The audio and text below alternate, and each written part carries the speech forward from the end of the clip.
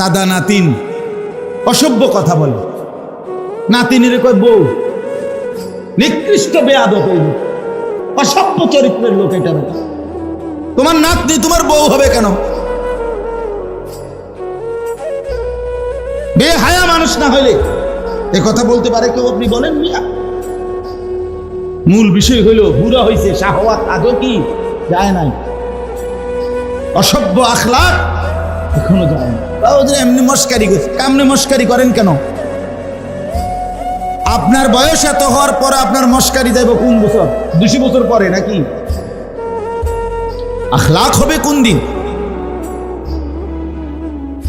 জীবন সাজবে কোন দিন? ওলামায়ে কেরাম আসছে, কেমন বুঝবে ওনারা বুঝবে? আল্লাহ। চলেন, এই জন্য বাপ দয়া করে মেহেরবানি করে, আমার কথা রাখবেন, আমি একটু শক্ত মানুষ, কাটা ছাটা কথা কই না মানুষ, কিন্তু বাকি অন্যায় বলছি কিনা সেটা বলেন। আমরা দয়া করে হায়াত কাজে লাগাই, হায়াতটা কাজে লাগান। শেষ বয়স আল্লাহ যাদেরকে দিছে, সুযোগ দিছে রে বাপ আল্লাহ, চাচা আল্লাহ আপনাকে সুযোগ দিয়েছেন। কত মানুষ জওয়ান কালে অল্প বয়সে কবরে চলে গেছে, আর আল্লাহ তাআলা লোকটাকে সুযোগ দিছে। আমাদের সাথে পরিচিত, আমাদের আজকে হজ শেষে এইবার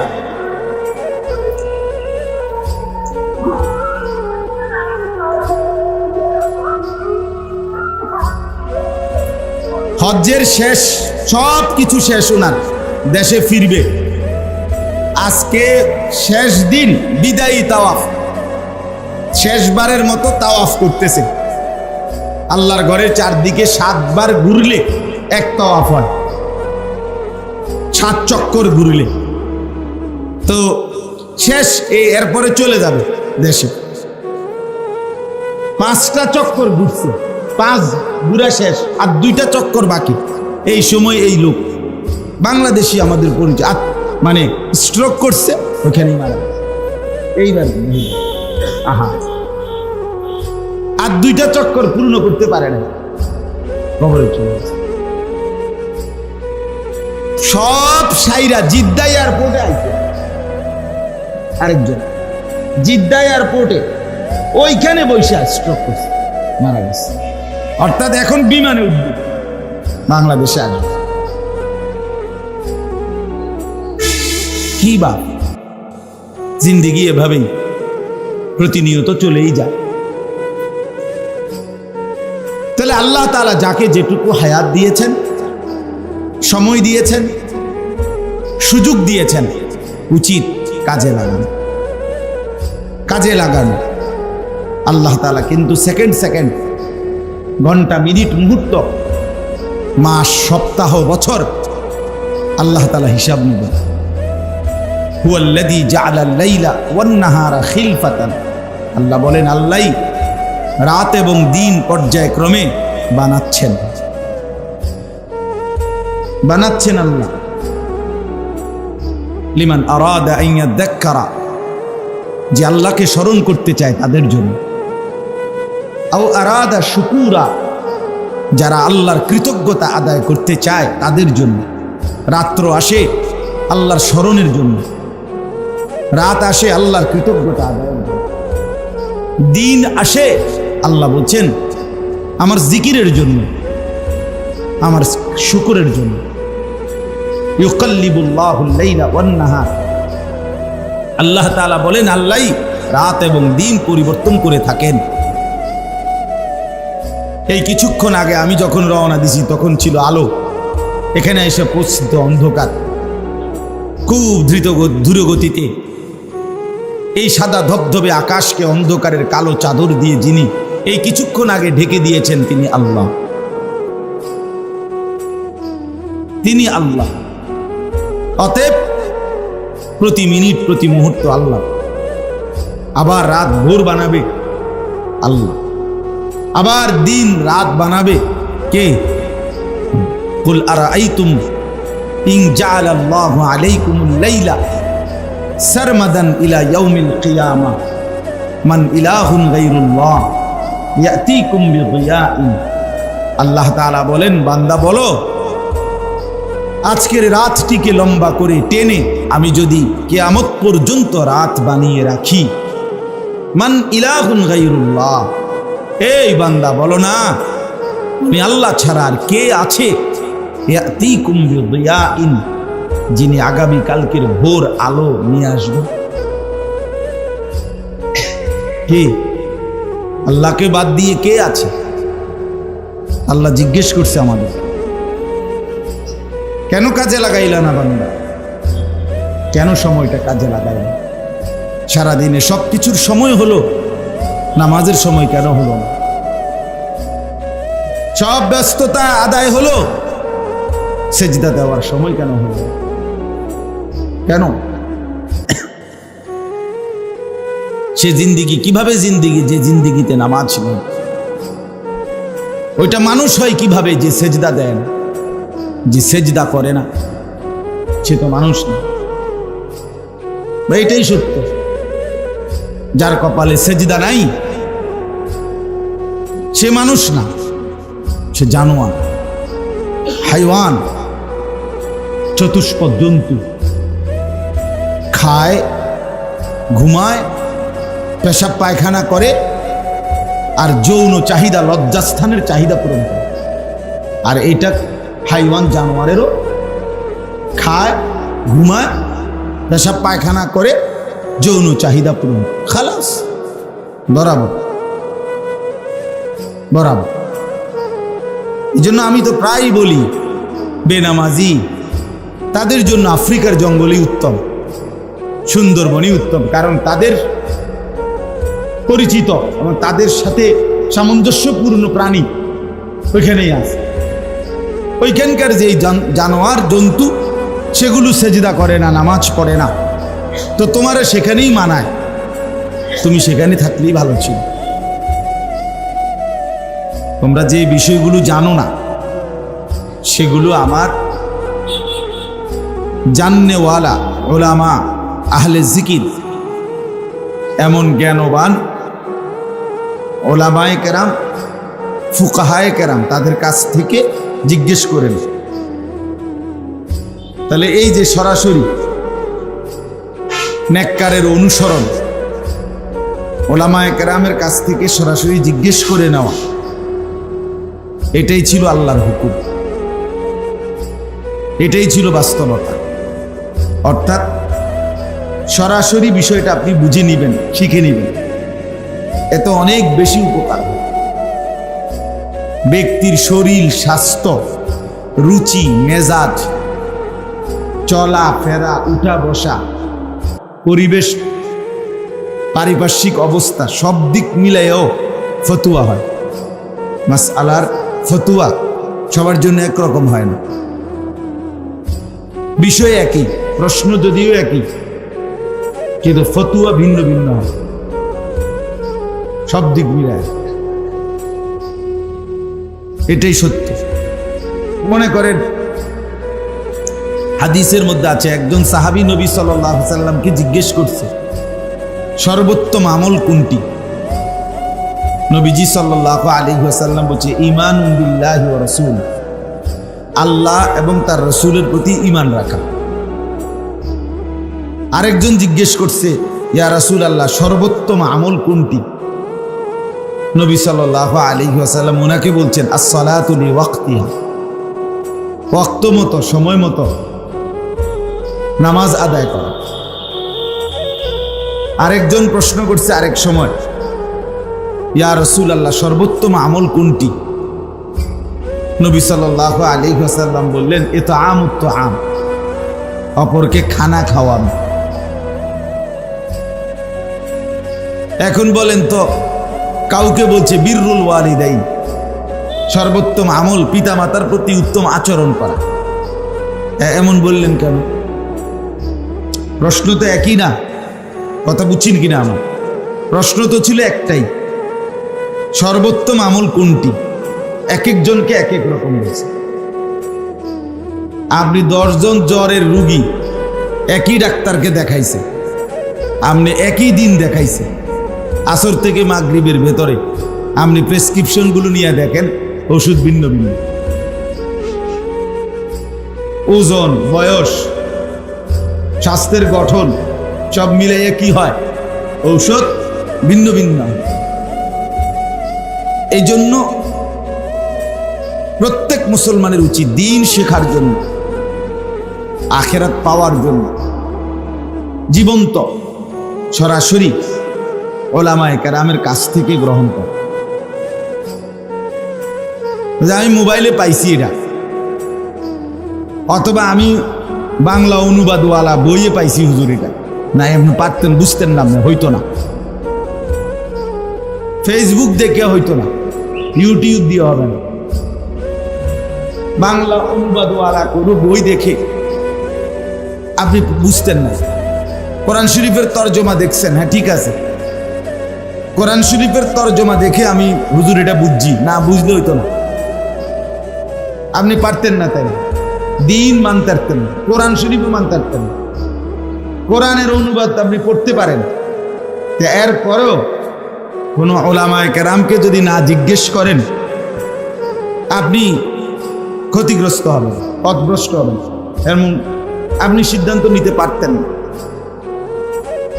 কোরআন শরীফে আয়াত আছে যে আল্লাহ তাআলা বলছে মদ এবং জুয়ার মধ্যে অনেক ক্ষতি, কিছুটা উপকার আছে, এটা কোরআন শরীফের আয়াত। কুল ফীহিমা ইসমুন কাবীর ওয়া মানাফিউ লিন-নাস। তো এখন আপনি যে এই বাংলা অনুবাদটা পড়লেন, এটার দ্বারা কি বুঝলেন? যে বুঝা গেল কিছুটা খাওয়াও যাবে, নাই তো কিছুটা উপকার তো আছে, এখন কিছুটা খাওয়া যাবে, কথা বলেন না কেন? জুয়া কিছুটা খেলা যাবে, তাইলে তবে বাংলা অনুবাদ কোরআন শরীফে করলে শুধু এটার উপরে আপনি এই তর্জমাটা দেখে কোরআনের যে আরো আয়াত আছে সেটা আপনাকে ওলামায়ে কেরাম বলে দিবে যে এটা দিয়েই সিদ্ধান্ত না। বুঝেন নাই কথা? কোরআন শরীফে আছে ফাওয়াইলুল লিল মুসাল্লিন, এটার অর্থ হলো নামাজীদের জন্য দুর্ভোগ, লাঞ্ছনা, নামাজীদের জন্য মুসিবত। তো কি বুঝছেন আপনি? এটা বাংলা অনুবাদ তো কইলাম, তো এখন কি বুঝছেন? কি নামাজীদের জন্য দুর্ভোগ, লাঞ্ছনা, জাহান্নাম। ও কি নামাজীর জন্য জাহান্নাম? তো এটা তো কোরআন শরীফের আয়াতের অর্থ। তাইলে বুঝাইতে চাইলাম বাপ, প্রথম কথা এটা বললাম, প্রতিনিয়ত চেষ্টা করবেন উলামায়ে কেরামের কাছ থেকে কোরআন সুন্নাহর কথাই বুঝবেন, কিন্তু উলামায়ে কেরামের কাছ থেকে বুঝবেন কোরআনই, বুঝবেন হাদিস, কিন্তু বুঝতে হবে কোরআন সুন্নায় অভিজ্ঞ দক্ষ উলামায়ে কেরাম থেকে। এটা জরুরি। শুধু কোরআন সুন্নাহ প্রত্যেকের হাতে তুলে দিয়ে যে আপনারটা আপনি বুঝে নেন, তাইলে আউলা জাউলা কইরা সব সদর বদর হয়ে যাবে, সব সদর বদর। এটা মনে রাখতে হবে। মনে করেন হাদিসের 6টি বিশুদ্ধ কিতাব আছে, বুখারী শরীফ, মুসলিম শরীফ, আবু দাউদ, তিরমিজি, নাসাই, ইবনে মাজাহ। এগুলোর বাংলা অনুবাদ আছে এখন বাজারে, খুব ভালো অনুবাদ, বাংলা অনুবাদ। আপনি এগুলো অনুবাদ করে আপনারে কিনে দিলাম, আমি কিনে দিলাম। তো আমি বললাম যে এখানেই সব আছে। 6টা হাদিসের কিতাবে 2 রাকাত নামাজ পড়তে যা যা লাগে এটা আছে, এটার মধ্যে আছে। আপনি বাংলা পড়লেই বুঝবেন। আপনি মিলাইয়া দেখেন, আমনের হায়াত, আমনের আরো 2-4 জনের হায়াত শেষ হয়ে যাবে, আপনি বুঝাইয়া মিলাইয়া এটারে গুছাইতে পারতেন না। আমি বলব, যদি চ্যালেঞ্জ ধরতে চান ধরেন, আমি কিনে দেব। আল্লাহর রহমতে আপনাকে 2-4-10 জনের কিতাব কিনে দেওয়ার বা বই কিনে দেওয়ার মতো সামর্থ্য আমার আছে। বুঝতেন না, শুধু অনুবাদ দিয়ে আপনি এটা বুঝতেন না। হাদিসের কিতাবের একই পৃষ্ঠায় আছে, এই এক পৃষ্ঠা মনে করেন এটার মধ্যেই আছে যে নবী সাল্লাল্লাহু আলাইহি সাল্লাম বলছে রান্না করা খাবার খেলে ওযু করো। ওই পৃষ্ঠাতেই আছে পরের হাদিস, নবী সাল্লাল্লাহু আলাইহি সাল্লাম রান্না করা ভুনা গোশত খাইছেন কিন্তু ওযু না করেই নামাজ আদায় করছেন। তাই এখন কি করা উচিত? তখন রুটিন করতে বলছে শনিবারে ওযু করবে, রবিবারে করতো না, এমনি নি। তাহলে অর্থাৎ শুধু কোরআন এবং সুন্নাহ মানতে হবে, এটাই কথা এটাই ঠিক, কিন্তু মানতে হবে কোরআন সুন্নাহই, মানবে সবাই কোরআন সুন্নাহই, কিন্তু সেইটা উলামায়ে কেরাম ফুকাহায়ে কেরাম ওনাদের ব্যাখ্যা বিশ্লেষণ তার আলোকে ওনারা আপনাকে বলে দিবে কোন আয়াত আগে কোন আয়াত পরে, ওনারা আপনাকে বলে দিবে কোন হাদিসটা আগে ছিল কোন হাদিস পরে ছিল। হাদিসের কিতাবে আছে নবী সাল্লাল্লাহু আলাইহি সাল্লাম এবং সাহাবায়ে কেরাম সকলেই একেবারে বিশুদ্ধ হাদিস যে জুতা পায়ে দিয়ে 5 ওয়াক্ত নামাজ জুতা পায়েই আদায় করতেন, এটা হাদিসে আছে। তো এখন হুকুম কি, এটা আরো হাদিস মিলাইয়া একত্র করে এরপরে উলামায়ে কেরাম সিদ্ধান্ত দিছে। আপনি একলা অনুবাদ দিয়ে কেমনে বুঝবেন? কথা বুঝছেন না আমার? হাদিসের কিতাবে আছে সাহাবায়ে কেরাম একজন আরেকজনকে নামাজ যিনি পরে আসছে উনি জিগাইতেন নামাজ অবস্থায় কয় রাকাত, উনি বলতেন 2 রাকাত হয়েছে, নামাজ হলো, এতে নামাজ ভাঙে তো না। তো এখন আপনি জিগান কয় রাকাত হয়েছে, তখন আপনার নামাজ হইব নি? তো সাহাবীরটা হইলে আমারটা হইতো না। কথা বলেন না কেন? মানে তাই না আপনি বলবেন এই তো হুজুর আপনি ফেস লাগাইলেন না, ফেস না, আপনি বুঝতেন না। এটা উলামায়ে কেরাম জিন্দেগি ভর মেহনত করে বিষয়টাকে কোনটা আগের কোনটা পরের কোনটা কোন প্রেক্ষাপটে, হাদিসে স্পষ্ট আছে নবীজি বলছে তোমরা কবর জিয়ারত করো না, এটা হাদিস। আবার নবীজি বলছে তোমরা কবর জিয়ারত করো, কবর জিয়ারত তোমাদেরকে আখিরাতের কথা কবরের কথা মৃত্যুর কথা মনে করায় দেয়। তাহলে দুইটাই আছে কিনা বলেন না কেন? তাহলে আপনাকে পূর্বাপর জানতে হবে। উলামায়ে কেরাম এগুলো বিশ্লেষণ করে এই দেখেন আমি বলছি নি ভাই, ওই যে ওই আবার মোবাইল লইয়া খটর খটর করতেছে, এই তামসা উঠাইলে আপনি রাস্তাতে উঠান, সিএনজি আছে, বাস আছে, অটো আছে, ওইগুলোর ছবি উঠান মিয়া। মানুষের কি অভাব পড়ছে এখানে?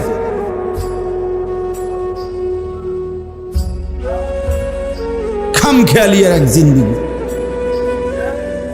জীবনটা বেঈমান দুশ্মন আজকে সবাইকে মানে বড় মোবাইল দিয়া আমাদের জীবন একদম ঢালাই করে দিছে, ঢালাই টাইলস লাগাই দিছে সে, যে তুই আসছো পৃথিবীতে তোমার জীবনের যত আকাঙ্ক্ষা স্বপ্ন কল্পনা সৌন্দর্য যা কিছু তুমি আর বড় মোবাইল, এইটাই তোমার জীবন। তোমারে বানানোই হয়েছে পৃথিবীতে মোবাইল টিপটা, এই হলো জীবন আমার।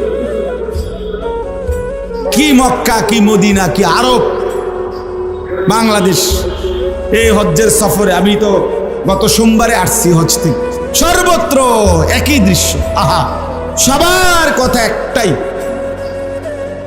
পৃথিবীর সব হারিয়ে যাক কিন্তু মোবাইলটা আমার থেকে দূরে না যাক, এটা ছাড়া সে বাঁচতে পারে, ছটফট করে মরে। যদি হাত একটা খুললে রাখেন আপনি হেতে রাজি, কিন্তু মোবাইল এটা হেত থেকে সরে দেখতেন।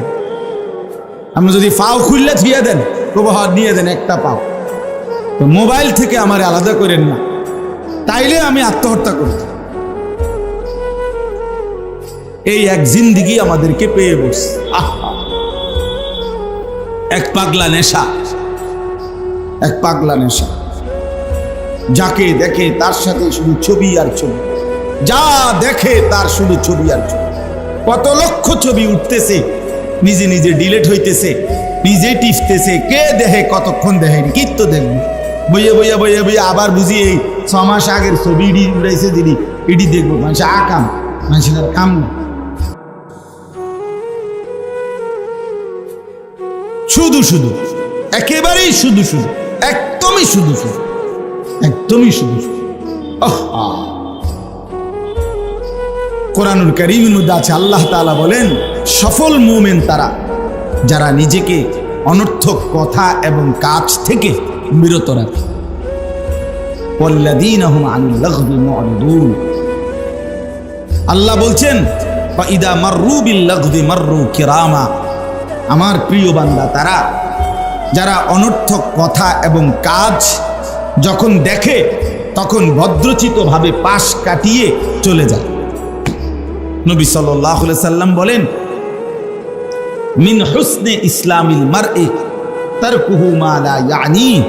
কোন ব্যক্তির ইসলাম সৌন্দর্যমণ্ডিত হয় তখন যখন সে যাবতীয় অনর্থক কথা এবং কাজ ছেড়ে দেয়। তার ইসলাম সুন্দর হয়, তার জীবন সুন্দর হয়, তার মুসলিম পরিচয় সুন্দর হয় যখন অনর্থক কথা এবং কাজ ছেড়ে দেয়।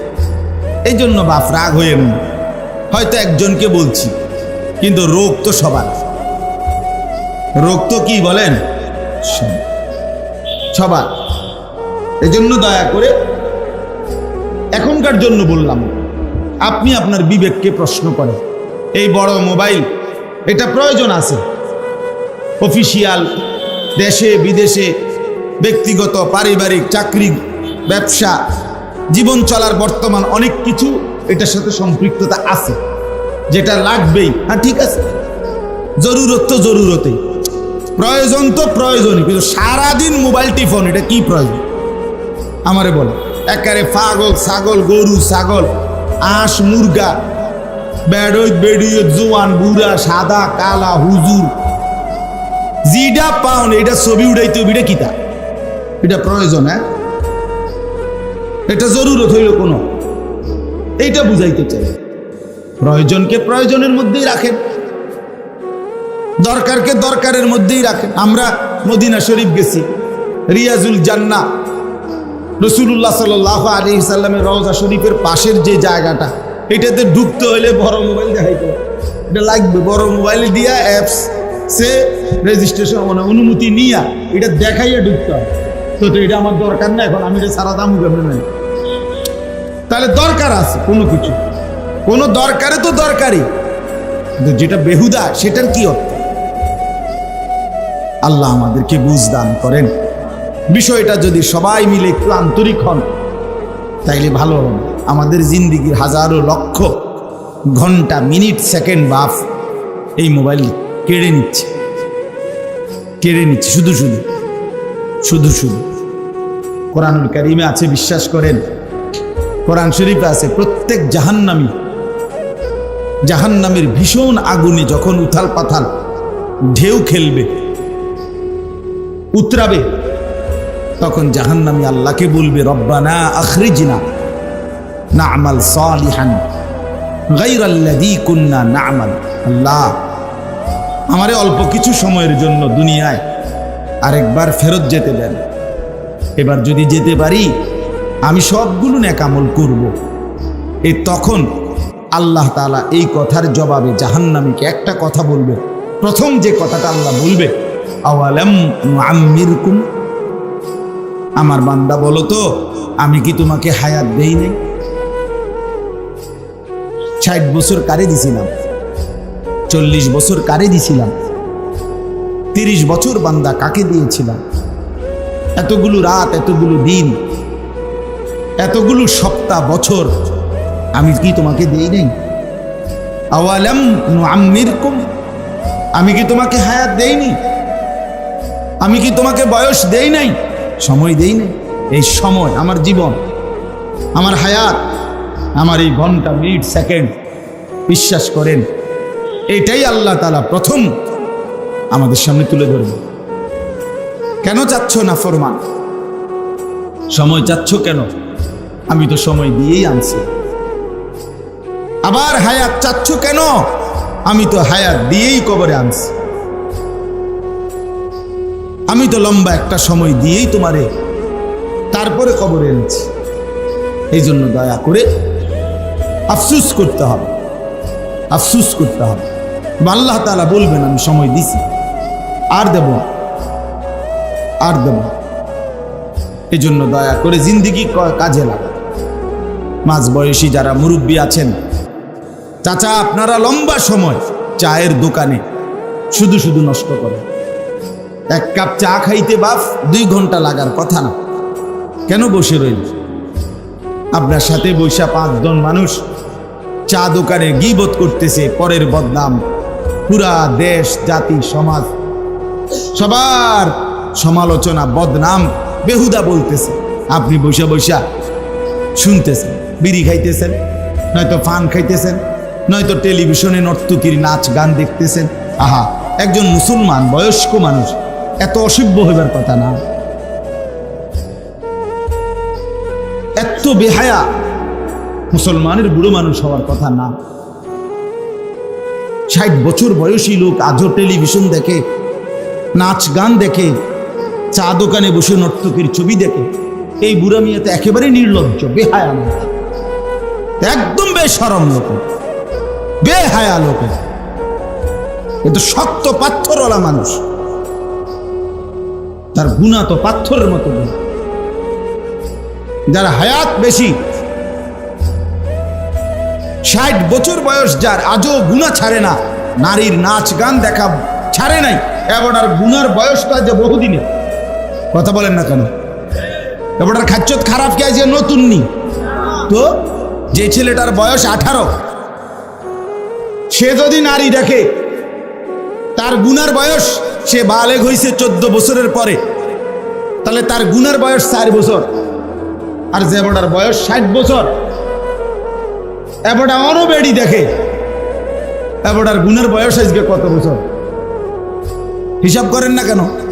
15 থেকে 60 গুনেন।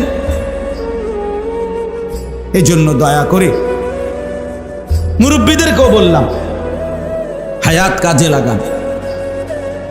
এত লম্বা হায়াত দেওয়ার পরও যারা কাজে লাগাইলেন না, বিশ্বাস করেন আপনারা বেশি আফসুস করবেন, আফসুস করবেন। আ'যারাল্লাহু ইলা ইমরিইন আখারা উমরাহু হাত্তা বালাগা 60। নবী সাল্লাল্লাহু আলাইহি সাল্লাম বলেন, আল্লাহ তাআলা যাকে হায়াত লম্বা করে 60 বছর পর্যন্ত পৌঁছিয়েছেন, 60 মানে 60 পর্যন্ত যাকে আল্লাহ হায়াত দিয়েছেন, অথচ তারপরও জাহান্নাম থেকে বাঁচতে পারে নাই, আখিরাতে জান্নাতের পুঁজি কামাই করে নাই, খোদার কসম নবী বলছে, কিয়ামতের দিন আল্লাহ তাআলা ওই ব্যক্তিকে কোনো উযর আপত্তি পেশ করার, কিছু বলার সুযোগ দিবেন না। বিশ্বাস করে খাড় করাইয়ে ফিরাল, এমনি দাঁড়াইলেই হাসরের ময়দানে ফেরেশতারা বলল ফিট তারে, একদম ফিট, টাটসে ফিট তারে, টাঙ্গাইয়া ফিট। খামখেয়ালি জিন্দিগি, শেষ বয়সটা পান সুপারি, শেষ বয়সটা বন বিড়ি আর চা দোকান আর গপসপ, নাতি নাতনি নিয়া ফাইজলামি। এর জন্য আল্লাহ দিছিলেন? মস্কারি করতেন দিছিলেন আপনারে? হ্যাঁ, দাদা নাতিন অসভ্য কথা বলে, নাতিনের কয় বউ, নিকৃষ্ট বেয়াদব, অসভ্য চরিত্রের লোক এটা নাকি? তোমার নাতনি তোমার বউ হবে কেন? বেহায়া মানুষ না হইলে এ কথা বলতে পারে কেউ? আপনি বলেন মিয়া। মূল বিষয় হইল বুড়া হইছে, শাহওয়াত আজও কি যায় নাই, অসভ্য আখলাক এখনো যায় না। তাও এমনি মস্কারি করছে, কামনে মস্কারি করেন কেন? আপনার বয়স এত হওয়ার পর আপনার মস্কারি যাইব কোন বছর? 200 বছর পরে নাকি? আখলাক হবে কোন দিন? জীবন সাজবে কোন দিন? ওলামায়ে কেরাম আসছে, কেন বুঝবো? ওনারা বুঝবো। আল্লাহ চলেন। এই জন্য বাপ দয়া করে মেহেরবানি করে, আমার কথা রাখবেন, আমি একটু শক্ত মানুষ, কাটা ছাটা কথা কই না মানুষ, কিন্তু বাকি অন্যায় বলছি কিনা সেটা বলেন। আমরা দয়া করে হায়াত কাজে লাগাই, হায়াতটা কাজে লাগান। শেষ বয়স আল্লাহ যাদেরকে দিছে, সুযোগ দিছে রে বাপ আল্লাহ, চাচা আল্লাহ আপনাকে সুযোগ দিয়েছেন। কত মানুষ জওয়ান কালে অল্প বয়সে কবরে চলে গেছে, আর আল্লাহ তাআলা লোকটাকে সুযোগ দিছে। আমাদের সাথে পরিচিত, আমাদের আজকে হজ শেষে এইবার